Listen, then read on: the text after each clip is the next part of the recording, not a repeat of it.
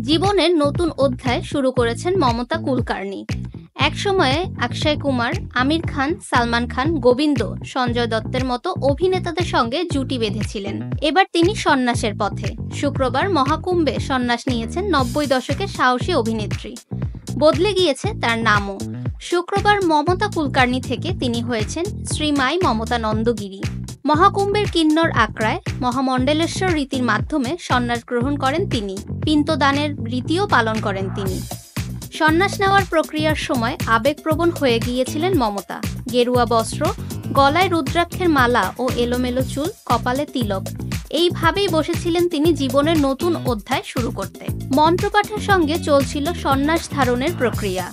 সেই মুহূর্তে কেঁদে ফেলেন মমতা। তার গলায় পরিয়ে দেওয়া হয় এক নতুন মালা। উপস্থিত সন্ন্যাসিনীরা তার মাথায় ঢেলে দেন দুধ। দুধ স্নানের পরে আরও এক গেরুয়া বস্ত্রে মুড়ে দেওয়া হয় মমতাকে। একে একে সবাই ফুলের মালা পরিয়ে দেন তাকে।